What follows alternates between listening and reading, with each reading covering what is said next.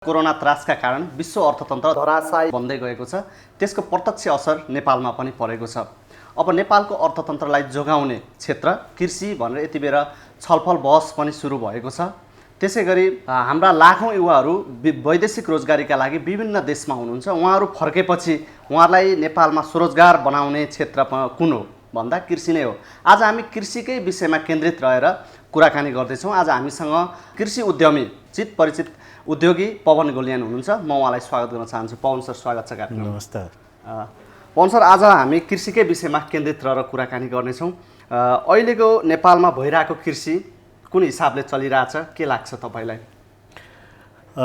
अहिलेको कृषि हामी कृषिको कुरा गर्छौँ, तर अहिले जुन हिसाबले हुनुपर्ने किसानले एकातिर चाहिँ बाली लगाउन गाह्रो, सबै गरेर सबै दुःख गरेर गर्यो भने मोल नपाउने, बजार नपाउने यो समस्या, अर्कोतिर चाहिँ कन्ज्युमरले पनि ग्राहकले पनि पैसा बढी तिरेर खानुपर्ने बाध्यता हाम्रो नेपालको चाहिँ कुहेर जाने यो लकडाउनमा पनि, र चाहिँ विदेशबाट आएको चाहिँ राजस्थान बेङ्गलोरबाट पनि नेपालसम्म आइपुग्ने यस्तो स्थिति छ। यसैले चाहिँ यसबाट अगाडि आउनको लागि अब चाहिँ हामीले चाहिँ संरचनाहरू पनि बनाउनुपर्छ। म चाहिँ यसमा चाहिँ तपाईँ भन्नुहुन्छ भने म पुरा विस्तृत रूपमा चाहिँ पृष्ठभूमि के गर्नु पर्यो, पहिला के गर्नुपर्छ त्यो कुरा राखिदिन्छु। सबभन्दा पहिले स्थानीय तहले, अहिलेसम्म हामीसँग यो पनि छैन कि भूमि कति छ, स्थानीय तहसँग स्थानीय सरकारसँग कति भूमि छ, त्यो भूमिको कुन किसानसँग कति छ, त्यो किसानको परिवारमा कतिजना छन्, त्यो यही भूमिमा आश्रित हुन्, यही जग्गामा आश्रित हुन् कि अरू पनि उनीहरूको कुनै कारोबार छ, त्यो चाहिँ एउटा हुनु पर्यो, एउटा रेकर्ड हुनु पर्यो। त्यसलाई म्यापिङ गर्नु पर्यो। त्यो गर्ने बित्तिकै त्यो कस्तो किसिमको जग्गा हो, कस्तो किसिमको चाहिँ उब्जाउ जग्गा हो कि होइन, या पर्ती जग्गा छ या सरकारी जग्गा छ, त्यो सबै त्यसबाट आउँछ। त्यहाँबाट त्यो आउने बित्तिकै त्यसपछि चाहिँ त्यसमा चाहिँ अब स्थानीय सरकारले बिउमा अनुदान दिने या तपाईको मलमा अनुदान दिने, या चाहिँ सिँचाइको व्यवस्था भएको नभएको कुरा त त्यहीँबाट आउँछ। त्यसपछि चाहिँ सिँचाइका कार्यक्रमहरू त्यस ठाउँमा बढी जानु पर्यो जहाँ चाहिँ सिँचाइको व्यवस्था छैन। अहिले के छ भने जहाँ व्यवस्था छ त्यहाँ नै कार्यक्रम जान्छ, त त्यसले गर्दाखेरि पनि समस्या भइरहेको छ। र यसको सँगसँगै अर्को आवश्यक किसानलाई अहिले मैले आफै गाउँमा जाँदाखेरि मैले देखेको र किसानले भोगिराखेको कुरा, उनीहरूले चाहिँ तपाईँको कृषि यन्त्रहरू टाइममा पाउँदैन। जस्तै ट्र्याक्टर भयो, थ्रेसर भयो, ड्रायर भयो, यिनीहरू चाहिँ जुन बेलामा हार्भेस्टिङ गर्ने टाइम हुन्छ या रोपाइको टाइम हुन्छ त्यो बेलामा टाइममा पाउँदैन र असाध्यै महँगो पैसामा लिनुपर्छ। 1000 रुपियाँ त नर्मल रेट हो घन्टाको, त्यसलाई 1500-2000 मा लिनुपर्छ। त त्यो चाहिँ स्थानीय तहले नै 400 रुपियाँसम्म, म्याक्सिमम 400 रुपियाँमा चाहिँ दियो भने किसानलाई कति चाहिन्छ भन्ने कुरा त त्यहीँबाट आउँछ। बिउ पनि कति दिनु पर्यो भन्ने कुरा पनि त्यहीँबाट आउँछ। मल पनि खेर जाँदैन। अहिले मल किनेर चाहिँ किसानको नाममा चाहिँ स्मग्लिङ भएर फेरि इन्डिया गइरहेको छ, किनभने इन्डिया महँगो छ, नेपालमा सब्सिडाइज रेटमा पाउँछ भन्दैमा त्यो भइरहेको छ। त त्यो सबै रोकिन्छ र जुन किसान हो, रियल किसानले चाहिँ सस्तोमा बिउ, मल र यो चाहिँ कृषि यन्त्रहरू पायो भने उसलाई चाहिँ उत्पादन गर्न सजिलो हुन्छ। एउटा यो कुरा भयो। त्यसपछि दोस्रो कुरा, लोकल तकै यो स्थानीय सरकारले गर्नुपर्ने चाहिँ भण्डारणको व्यवस्था गर्नु पर्यो। भण्डारण त्यहीँ बन्नु पर्यो।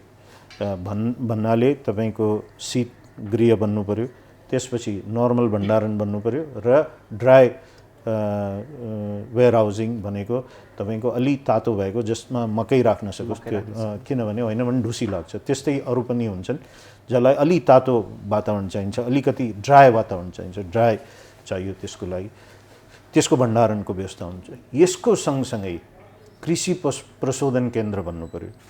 त्यही ठाउँमा साना उद्योगहरू लगाउनको लागि लोकल लेभलमा, गाउँको लेभलमा, त्यो नगरपालिकाको लेभलमा साना तपाईँको 20x25 या 25x30 सम्मको कोठाहरू, साना सेडहरू चाहिँ किसानहरूले नै आफै लिएर त्यहाँ प्रशोधन गर्ने। जस्तै गोलभेडा जहाँ बढी हुन्छ भने केचप ससहरू बनाउने, जहाँ आलुको उत्पादन बढी हुन्छ त्यहाँ चाहिँ चिप्स बनाउने, जहाँ तपाईँको दालहरूको बढी उत्पादन हुन्छ त्यहाँ भुजियाजन्य दालमोट यस्तो हामी 5 अरबको इम्पोर्ट गर्छौँ भुजियाजन्य वस्तु नै।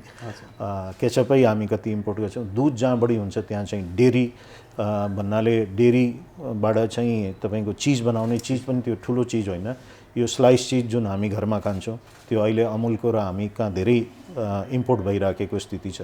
त्यस्तै बटर पनि हामी इम्पोर्टेडै खान्छौँ, घरमा खाँदाखेरि त्यही आइराखेको छ, नेपाली बटरै आइराखेको छैन। त्यसको उत्पादन त्यो लेभलमा गरेर यो सबै उत्पादनलाई ब्रान्डसँग जोड्नुपर्छ। जस्तै हाम्रो माटो ब्रान्ड छ त्यस्तै अरू ब्रान्डहरूसँग पनि जोड्न सकिन्छ। त्यसलाई त्यो पहिला नै जोड्यो भने किसानको टाउकोमा यो समस्या हुँदैन कि उसलाई बेच्न कहाँ जाने भन्ने कुरा। र हाम्रो त्यहीँको त्यहीँ नजिक जहाँ तरकारी उत्पादन बढी भयो त्यसलाई हामी फ्रोजन गर्न सक्छौँ, माइनस टेम्परेचरमा ल्याएर त्यहाँ चाहिँ व्यवस्था भयो भने त्यहीँ फ्रोजन गर्न सक्छौँ। यो मैले पन्जाबमा हेरेको, पन्जाबमा छ, इन्डियाको पन्जाबमा छ। त्यस्तै हामीले गर्न सक्यो भने त्यसलाई चाहिँ काठमाडौँ पोखरा जस्तो ठाउँमा रेस्टुरेन्टहरूलाई र होटलहरूलाई सप्लाई गर्न सकिन्छ। यो यस्तो साना साना उद्योग गर्नको लागि यसको सँगसँगै ब्याङ्क तथा वित्तीय संस्थाहरूलाई पनि जोड्नुपर्छ। यो सहुलियतपूर्ण कर्जामा यो जोड्न सकिन्छ, यो सजिलैसँग हुनसक्छ। तर यो संरचना यो बन्नु एकदम आवश्यक छ। यति भएपछि अब चाहिँ त्यहाँसम्म माल आयो, त्यो आफ्नो नगरपालिकालाई बेच्नको लागि त्यहीँ एउटा आउटलेट बन्यो जुन ठाउँमा यो संरचनाहरू बन्छ। त त्यो आफ्नो नगरपालिकाको लागि पुग्यो या गाउँपालिका नगरपालिकाको लागि। अब चाहिँ प्रदेश सरकारको रोल कहाँनिर आउँछ भने त्यसको ढुवानीको व्यवस्था त्यहाँबाट सदरमुकाम आफ्नो प्रदेशको सदरमुकामसम्म जुन मार्केटहरू छन् प्रदेशभित्रको त्यहाँसम्म गर्नु पर्यो। र ठुला बजार जस्तै काठमाडौँ पोखरा जस्ता बजारहरूको लागि त्यसको ढुवानीको व्यवस्था गर्नुपर्छ। त्यसमा कोल्ड चेन भेहिकल पनि चाहिन्छ र अरू किसिमको नर्मल भेहिकल पनि चाहिन्छ। त्यो चाहिँ पिपिपी मोडलमा हुनसक्छ। त्यो पिपिपी मोडलमा गरेको सबभन्दा राम्रो हुन्छ, किनभने सरकारले आफैले कुनै पनि गर्दाखेरि संरचना बनाउँदा काम लाग्दैन। त्यसको सँगसँगै ठुला उद्योगहरू, ठुला एग्रो प्रोसेसिङ इन्डस्ट्रीहरू चाहिँ प्रदेश लेभलमा लाग्नु पर्यो। जस्तै 1 नम्बर प्रदेश भयो भने इटरीमा हुनसक्छ त्यो। त्यस्ता ठुला उद्योगहरू जहाँ अमुल जस्तो इन्डस्ट्रीहरू या अरू त्यस्तै इन्डस्ट्रीहरू जसले चाहिँ एउटा दुईटा स्पेसिफिक प्रडक्ट बनाउँछ। ठुलो बिस्किटको इन्डस्ट्री नै हुनसक्छ या कुनै अरू कुराको इन्डस्ट्री हुनसक्छ। अहिले पनि यत्रो उद्योग नेपालमा भए पनि बिस्किटको कत्रो ठुलो इम्पोर्ट भइराखेको छ। यसको मतलब पुगेको छैन कि बजारीकरण भएको छैन कि यो बुझ्न बाँकी नै छ। तर यो चाहिँ प्रदेश सरकारले गर्नुपर्छ। अब यसपछि चाहिँ सङ्घीय सरकारको रोल कहाँनिर हो भने सङ्घीय सरकारले चाहिँ यसमा चाहिँ दिने अनुदानहरू जुन किसानलाई इनपुट कस्टमा अनुदान दिनु पर्यो र एक्सपोर्टको लागि, खास गरिकन एक्सपोर्टको लागि। जस्तै कृषि भन्नाले एउटा कुरा के बुझ्नु पर्यो भने हामी खेतमा मात्रै बसेर कृषि हुँदैन। कृषि भन्नाले समग्र रूपमा वन पनि यसमा जोडेर आउँछ। अब जस्तै अल्लुको उत्पादन भयो या जटामसीदेखि लिएर विभिन्न किसिमको यो अश्वगन्धादेखि लिएर धेरै किसिमका जडीबुटीहरू पनि छन्, त्यसको उत्पादन पनि भयो।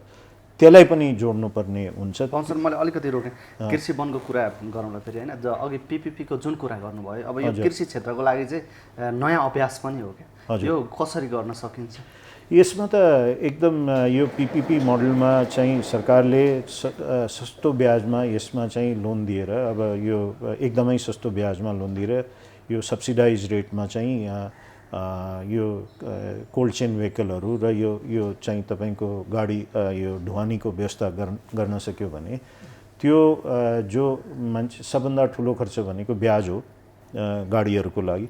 1 नम्बरमा सबभन्दा ठुलो खर्च त्यही हो। अर्को चाहिँ पेट्रोलियमको हो, त्यहाँ पनि त्यसलाई चाहिँ सब्सिडाइज गरेर दिनुपर्छ। लाग्ने ट्याक्सहरू चाहिँ सबै सरकारले त्यसबाट झिकिदिनुपर्छ। त्यो त्यसमा काम हुने जसले र त्यो मोडलमा चाहिँ पब्लिक प्राइभेट पार्टनरसिपमा मोडलमा गयो।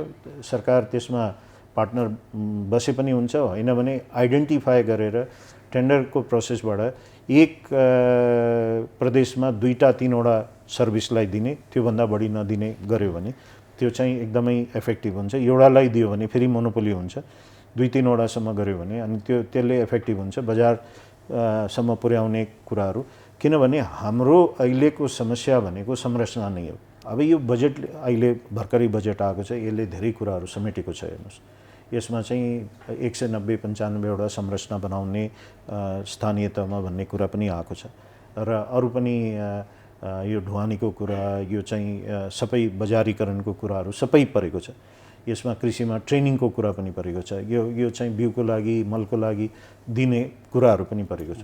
तर यसलाई जबसम्म हामी यसलाई व्यवस्थीकरण गर्दैनौँ र यसलाई चाहिँ तिनै तहको सरकार मिलेर काम गर्दैन, त्यसको संरचना भन्दैन। किनभने सबै मैले अहिलेसम्म देखेको 2 वर्षभन्दा अलि बढी भयो म यो कृषिमा लागेको, तिनै सरकार तिनतिर मुख फर्काएर हिँड्छन् होइन, एकअर्कासँग कुनै पनि त्यो सामञ्जस्य छैन। त त्यो नभइकन यो कृषिको काम हुँदैन। कृषि क्षेत्रको विकास नहुनुको मेन कारण त्यो पनि हो। हामी सङ्घीय प्रणालीमा गयौँ, त्यही बेलादेखि यो चाहिँ कृषिको कुरा धेरै उठ्यो र अरू पनि उद्योगहरूको कुरा उठ्यो, तर त्यसमा नहुनुको कारण एउटा यो पनि हो। त यसलाई चाहिँ गर्नको लागि मेरो चाहिँ एउटा सजेसन के हो भने, या त प्रधानमन्त्रीज्यूले तिनै तहको सरकारलाई सँगै राखेर एउटा चाहिँ संरचना बनाउनु पर्यो, जसको चाहिँ अध्यक्ष प्रधानमन्त्रीज्यू आफै हुनु पर्यो। त्यो भयो भने यो चाहिँ काम हुन्छ। होइन भने हामी 1 वर्ष पछि बसेर पनि यस्तै इन्टरभ्यू गरिरहन्छौँ, यो कुरा मात्रै हुन्छ। हेर्नुहोस्, जस्तो पब्लिक प्राइभेट पार्टनरसिपको कुरा गर्नुभयो होइन, यस विषयमा चाहिँ अब नीति निर्माण पनि गर्नु पर्ला। यो विषयमा उद्योगीहरू चाहिँ तयार छन् यो मोडलमा जान? हेर्नुहोस्, उद्योगीहरू त अपर्च्युनिटी पायो भने आफै तयार भइहाल्छन्। त्यसमा आजको उद्योगी किन खोज्नुहुन्छ, ठुलो मान्छे किन खोज्नुहुन्छ? चाहिँदैन। यहाँ त अहिले हामीबाट हाम्रो विदेशबाट फर्केर आउने भाइ र बहिनीहरू उनीहरू त सिप सिकेर आएको छन् नि त, त्यहाँबाट छानेर सानो भए पनि त गर्न मिल्छ नि त। जो अहिले कृषिमा वर्षौँदेखि पुस्तादेखि गरिरहेछन् ती पनि चाहिँ पलायन हुँदै गएछन्, हजुर, डरले भागिरहेको छन्। हजुर, यस्तो बेलामा होइन, यसो छ नि, यो त जब हामी संरचना बनाउँछौँ भने एक किसिमको त्यहाँबाट चाहिँ कन्फिडेन्स त जागेर आउँछ नि। मेरो सामान के चाहियो, किसानलाई के चाहियो आजको मितिमा, यो कुरा गरौँ। सबभन्दा पहिले सिप चाहियो अलिकति, कि यो अर्ग्यानिक गर्ने हो भने अर्ग्यानिकको सिप चाहियो, त्यहाँ इनपुट कस्ट घट्छ नै, त्यसको सिप चाहियो। त्यसपछि तपाईँलाई इनपुट कस्टमा सरकारले दिने राहत चाहियो या अनुदान भनौँ न, फ्रीमा केही चाहिँदैन किसानलाई, फ्रीमा दिएर काम पनि छैन। त दोस्रो त्यो चाहियो। तपाईँलाई चाहिने बेलामा तपाईँले कृषि यन्त्र पाउनुभयो, चाहिने बेलामा बिउ पाउनुभयो, चाहिने बेलामा मल पाउनुभयो भनेपछि तपाईँले लगाउनको लागि किसानले जानेको छ, पुस्तौँदेखि जानेको छ, उहाँहरूलाई सिकाउनु पर्दैन। अब जुन प्रडक्ट तयार भयो त्यो प्रडक्ट चाहिँ तपाईँको बिक्री हुने चाहिँ किसानलाई सबभन्दा ठुलो पिर हुन्छ। त्यो पहिला उसले लगाउनुभन्दा अगाडि नै त्यो बिक्री भइसकेको छ भने त्यसपछि त पिर रहेन, त्यसपछि कहाँको पिर रह्यो? किसान पलायन हुँदैन उसलाई। हो, यो पनि अर्को कुरा के हो भने, यदि उसको कस्ट 20 रुपियाँ पर्छ भने उसले 25 रुपियाँ पाउनुपर्छ, होइन? कमसेकम 20% नाफा त पाउनु पऱ्यो नि, घटीमा पनि।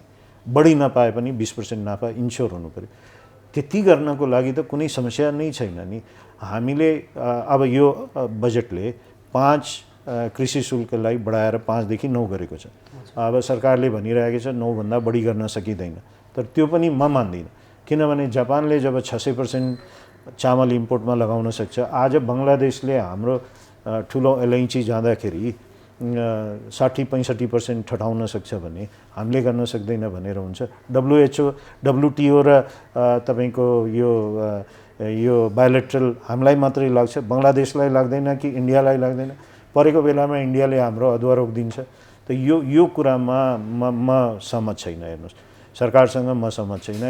यसमा चाहिँ सरकारले अलिकति अझ हामी सबै मिलेर दबाब दिनुपर्छ। मेरो एक्लैको दबाब पुगेन। हामी यो सबै अब चाहिँ कृषिमा गर्नु छ भने हामीलाई 15% को प्रोटेक्सन चाहिन्छ, 9%ले पुग्दैन। अर्को 6% को प्रोटेक्सन चाहिन्छ हामीलाई। किनभने इन्डिया, बङ्गलादेश, आज आलु इम्पोर्ट हुन्छ बङ्गलादेशबाट 30% सब्सिडी दिइराखेको छ बङ्गलादेश गभर्मेन्टले, भनेपछि त इम्पोर्ट हुन्छ नि त। तर जे होस्, किसानलाई प्रोटेक्ट गर्ने हामी त्यो पनि सहन सक्छौँ। त्यसको लागि पनि उपाय छ, अर्को उपाय पनि भनिदिन्छु। आज मैले यो कुरा किन भन्न चाहेँ भने, आज अहिले आएको बजेटको एउटा इक्जाम्पल दिएर भन्छु। एउटा एजेन्सीको लागि त्यो एजेन्ट बाहेक अरूले इम्पोर्ट गर्न पाउँदैन, होइन? तपाईँको म्यानुफ्याक्चरर बाहेक अरूबाट इम्पोर्ट गर्न पाउँदैन। त्यो एजेन्ट बाहेक अरूले इम्पोर्ट गर्यो भने 30% त्यसलाई चाहिँ पेनल्टी तिर्नुपर्छ। ट्रेडिङको लागि, जहाँ चाहिँ 5-10 मान्छेलाई रोजगारी दिएको छ। यो त करोडौँ मान्छेको कुरा हो। आजै हाम्रो 2/3 जनता भनेको 2 करोड मान्छे लागेको छ। 2 करोडलाई प्रोटेक्सन गर्नको लागि हामीले यो गर्न सक्दैनौँ कि हामी चाहिँ इन्डियाबाट तरकारी इम्पोर्ट गऱ्यौँ या फलफुल इम्पोर्ट गऱ्यौँ या कृषिजन्य कुनै पनि वस्तु इम्पोर्ट गर्छौँ भने म्यानुफ्याक्चरर छ भने म्यानुफ्याक्चररबाटै आउनु पर्यो, या त्यो जसले चाहिँ त्यहाँ कुनै सरकारी निकाय छ या कुनै सहकारी छ भने त्यहाँबाट आउनु पर्यो। जो पायो त्यसबाट आउनु मिल्दैन, प्रपर बिलिङ भएर आउनु पर्यो, त्यसको फ्लोर प्राइस फिक्स हुनु पर्यो। हरेक यहाँ चाहिँ यो नेपाली उत्पादनभन्दा कम फ्लोर प्राइसमा त्यहाँबाट आउनु भएन। त्यो त्यति चाहिँ त गभर्मेन्टले गर्न सक्छ नि। अनि त्यसको पनि यहाँ जुन एजेन्ट हुन्छ त्यसले मात्रै इम्पोर्ट गर्न सक्नु पर्यो। त्यो भयो भने उसले मार्जिन खान्छ नि त अलिकति। अनि होइन भने 30% पेनल्टी लगाउनु पर्यो। यो कृषिमा पनि गर्न मिल्छ, यो अरू उद्योगको लागि पनि गर्न मिल्छ। जब सरकारले एउटा चाहिँ ट्रेडिङ कम्पनीलाई जसको अलिकति पैसा लागेको छ भन्दैमा उसलाई यति ठुलो प्रोटेक्सन दिने भने यो कृषि उद्यमीलाई र अरू उद्यमीलाई किन नदिने भन्ने कुरा छ कि। मैले त्यो गरेको नराम्रो हो भन्दिनँ, धेरै राम्रो गर्यो, सुरुवात भयो, अब चाहिँ अरूलाई पनि दिनु पर्यो। त यो तरिका छ नि। हामी प्रोटेक्ट गर्न चाहन्छौँ भने क्वारेन्टाइनको अस्ति व्यवस्था भएको थियो गएको वर्षमा, यही आर्थिक वर्षको सुरुवातमा, पछि चाहिँ छोडिदियो त्यो। आज क्वारेन्टाइन छैन। अब विषादीको र अरूको त्यो सबै गरेर हामी क्वारेन्टाइनबाट पनि त रोक्न सक्छौँ नि त। अलिकति भए पनि डिले हुन्छ भने 2 दिन 3 दिन लगायो भने नन टेरिफ बेरियर भन्छ, यसलाई रोक्न सकिन्छ नि त। त किसानलाई प्रोटेक्सन त गर्नै पर्छ। अब यो यसको लागि त कोही होस्, अब चाहिँ जोसुकै होस्, त्यसले चाहिँ गर्नै पर्छ। मुखले भनेर भएन, अब काम चाहिन्छ, काम गर्नै पर्ने हुन्छ। अब प्रोडक्सन कस्ट पनि अब हाम्रो हाई हुन्छ। भारतबाट आयात हुने भन्दा चाहिँ हाम्रो चाहिँ महँगो भएको कारण पनि यो हेर्नुहोस्, यो कुरा पनि म चाहिँ मैले आफैले गरेको हुनाले मैले अहिले तपाईँलाई कुनै पनि कुराको इक्जाम्पल लिनुहोस्, तपाईँ 1-2वटा प्रडक्ट छोडिदिनुहोस्। आज गोलभेडा आज इम्पोर्ट हुन बन्द भयो नि त। त्यसको 2टा कारण छ। हाम्रो उत्पादन हामीले त्यतातिर ध्यान दियौँ, अलिकति नयाँ क्वालिटीको बिरुवाहरू लगायौँ, त्यसले गर्दाखेरि हाम्रो उत्पादन बढ्यो। त्यतातिर ध्यान दिएपछि बन्द भयो। अर्को काम जुन गर्यो किसानहरूले मिलेर कालीमाटीमा त्यो इन्डियाबाट आएको ट्रकलाई नै मिल्काइदियो होइन, त्यसपछि चाहिँ मान्छेले मगाउन बन्द गर्यो। त्यही गर्नुपर्छ। अब सरकारले हेरेन भने त किसानले त्यो पनि गर्नु पर्यो भने गर्नु पर्यो। अब आफूलाई जोगाउनको लागि 2 करोड जनताले भनेको कुरा चाहिँ सरकारले नमान्ने हुनसक्छ? त्यो त हुनै सक्दैन। त त्यसैले त्यस्तो छ भने त त्यहाँसम्म जानु पर्यो भने जानु पर्यो। हाम्रो प्रोटेक्सन त अब किसानको प्रोटेक्सन त हुनै पर्यो नि उत्पादनको। यसको मतलब यो मैले भन्न खोजे होइन कि 1 रुपियाँको 3 रुपियाँमा बिक्री हुनु पर्यो। हाम्रो मार्जिनली फरक छ। हेर्नुहोस्, त्यहाँबाट आउँदा ढुवानी खर्च धेरै लाग्छ। आज कागती बेङ्गलोरबाट आउँछ। यहाँ बेङ्गलोरबाट आयो भने 1 किलोको तपाईँ आफै सोच्नुहोस् न, 20-25 रुपियाँ किलो त तपाईँको भाडा मात्रै लाग्छ। हाम्रो यहाँ कागती उत्पादन गर्दाखेरि कस्ट त्योभन्दा बढी फरक पर्दैन। हामी त्यतिमा कागती उत्पादन गर्न सक्छौँ।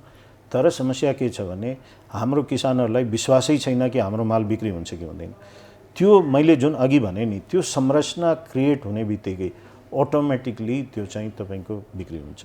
अब यो वैदेशिक रोजगारबाट फर्किने युवाहरू जो छन् उनीहरूलाई चाहिँ हामीले कृषिमा चाहिँ स्वरोजगार बनाउन कि रोजगारी दिने? मेरो त हेर्नुहोस्, मेरो त सुरुदेखि भनाइ हो उहाँहरूलाई स्वरोजगार बनाउनुपर्छ र धेरै ठुलो अपर्च्युनिटी छ कृषिमा।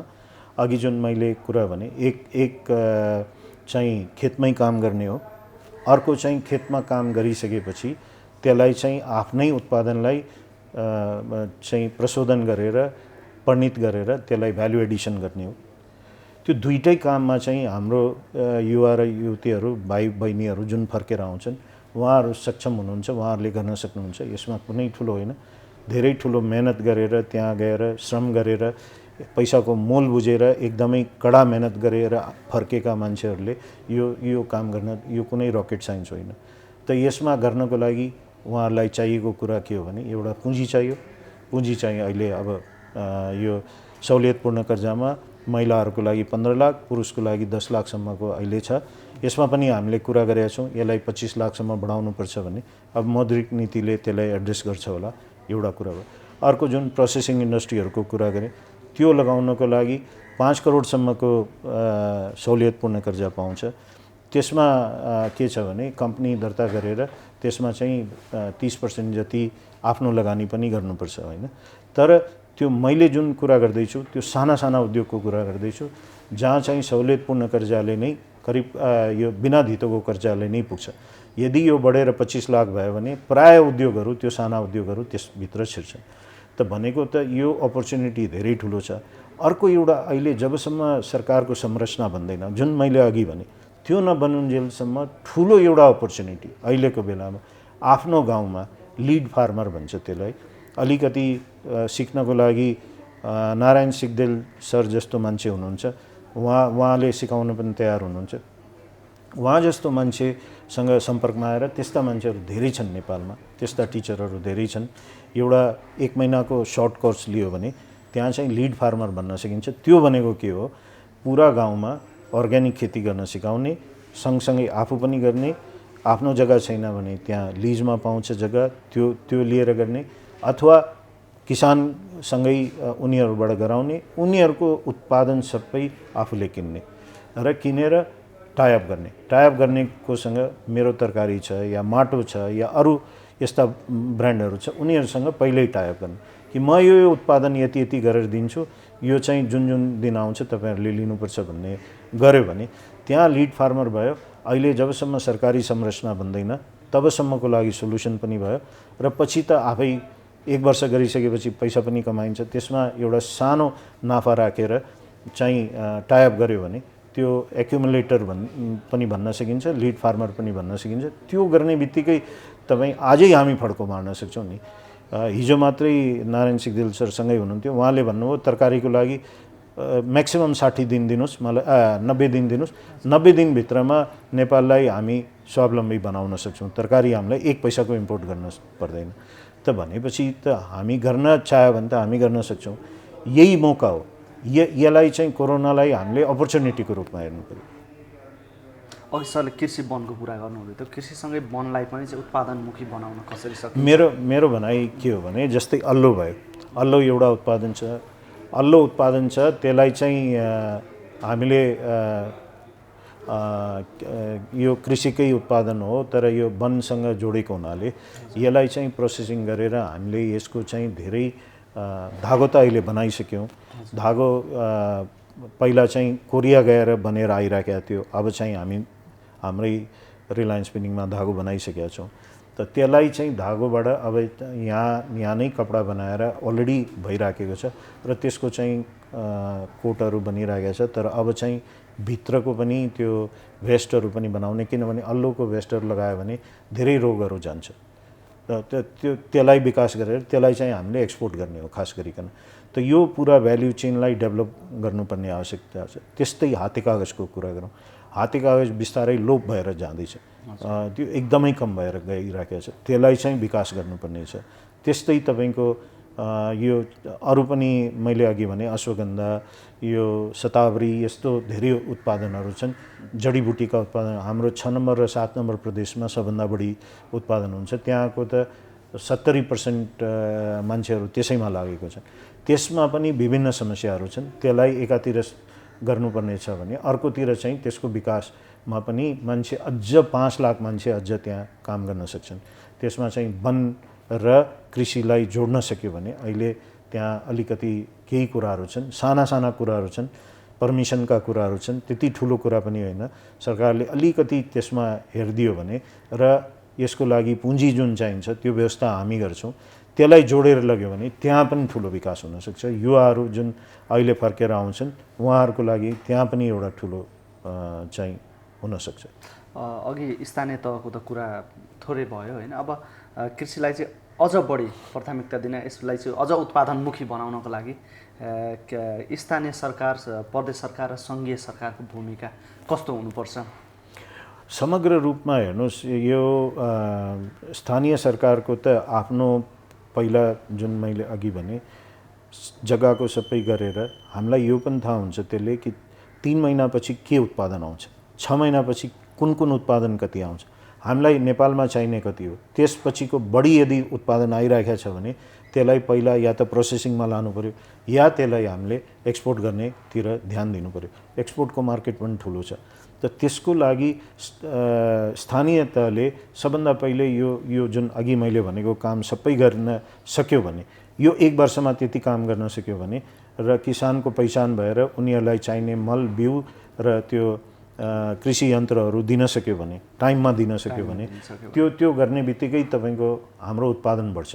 अब उत्पादनलाई त्यो बजारसम्म पुर्याउने काम चाहिँ तपाईँको प्रदेश सरकारको, त्यो प्रदेशले, किनभने त्यो प्रदेशको त पुरा जिम्मेवार त प्रदेश सरकार हो नि। त त्यो प्रदेशभित्र भएको जति पनि त्यसलाई चाहिँ त्यहाँबाट चाहिँ बजारसम्म पुर्याउने, चाहिँ सदरमुकामदेखि बजारसम्म पुर्याउने, त्यो काम गर्ने बित्तिकै बजारसम्म पुग्यो। बजारसँग टाइप अटोमेटिक हुन्छ। हेर्नुहोस्, टाइप नहुने होइन। आज जब एक ठाउँमा कलेक्ट भयो भने मान्छे इन्डिया गएर किन्दैन होइन। यहाँ जब एक ठाउँमा ठुलो क्वान्टिटीमा पायो भने यहाँ भएका बिचौलियाहरूले पनि त्यहाँ गएर किन्छ, यहीँबाट किन्छ नि त त्यो अटोमेटिक भएर जान्छ। त्यसपछि सङ्घीय सरकारले त्यसमा यो हेर्नु पऱ्यो कि यो जुन अब जस्तै मलको कुरा आउँछ या अरू बिउको कुरा आउँछ, बिउको लागि प्रशोधन केन्द्रहरू, बिउको लागि विकास गर्ने ठुला परियोजनाहरू लिएर आउने, त्यसमा चाहिँ पीपीपी मोडलमा ल्याउन सकिन्छ अथवा गभर्मेन्टले नै गर्न सकिन्छ। तर त्यस्ता परियोजनाहरू आउनु पऱ्यो। म त यो पनि भन्छु, अमुल जस्तो सहकारी आउन लागेको थियो, त्यसलाई चाहिँ छेक्यौँ हामीले, त्यसलाई चाहिँ आउन दिनुपर्छ। त्यसले चाहिँ धेरै किसानको विकास हुन्छ। अर्कोतिर चाहिँ कन्ज्युमरले पनि धेरै पाउँछ। अहिले हामी इम्पोर्ट गरिरहेका छौँ, त्यो सबै कुराहरू अर्बौं रुपियाँको इम्पोर्ट गरिरहेका छौँ, त्यो सबै रोकिन्छ। सँगसँगै हाम्रो किसानलाई पनि धेरै फाइदा हुन्छ। हामी दुधको धुलो बनाएर एक्सपोर्ट गर्न सक्छौँ। आज इम्पोर्ट गरिरहेका छौँ, दुधको धुलो बनाएर एक्सपोर्ट गर्न सक्छौँ हामीले। आज डगच्यु हामी एक्सपोर्ट गरिरहेका छौँ। यति डगच्यु भनेको छुर्पी हो हाम्रो। त त्यसलाई यति ठुलो एक्सपोर्ट गर्दैछौँ भने त्यहाँबाट चाहिँ घिउ एक्सपोर्ट गर्न सक्छौँ। हामी गाईको घिउ एक्सपोर्ट गर्न सक्छौँ। हाम्रो लागि चाहिने त अहिले इम्पोर्ट भइरहेको छ, अहिले अस्ट्रेलियाबाट कहाँबाट आइरहेको छ होइन। त्यो उब्रेर हामी एक्सपोर्ट पनि गर्न सक्छौँ, किनभने हाम्रो अर्ग्यानिक हुन्छ, सबै बिस्तारै अर्ग्यानिक हुन्छ। त्यो भएपछि हामी एक्सपोर्ट पनि गर्न सक्छौँ। त त्यसैले यो तीनैवटा तहको सरकारले, सङ्घीय सरकारको रोल के हुनु पऱ्यो भने कृषिजन्य वस्तु, कृषिमा वन पैदावार पनि आयो, यो जडीबुटी पनि आयो, यिनीहरूलाई चाहिँ एक्सपोर्ट गर्दाखेरि म्याक्सिमम सब्सिडी दिने, 10% जतिको सब्सिडी, इन्सेन्टिभ, सब्सिडी भन्दा पनि इन्सेन्टिभ एक ठाउँमा त्यहाँनिर दियो भने अनि त्यो पुरै चेन आफै बलियो भएर जान्छ। यति 1 वर्षको लागि गरौँ, अहिले नै 5 वर्षको योजना बनाएर काम छैन। हामीलाई पहिला यो संरचना बन्ने बित्तिकै हामी अरू केही गर्नु पर्दैन। बाँकी काम चाहिँ प्राइभेट सेक्टर र किसानहरू र हाम्रो फर्केर आउने भाइ र बहिनीहरूको 25 लाख स्ट्रेङ्थ हो। म त यो भन्छु, देशको सबभन्दा ठुलो स्ट्रेङ्थै चाहिँ हाम्रो युवाहरू। यसलाई चाहिँ आज हामी एउटा लाइबिलिटीको हिसाबमा हेरिरहेका छौँ कि अब कहाँ गर्ने, के गर्ने भन्ने सोचिरहेको छु।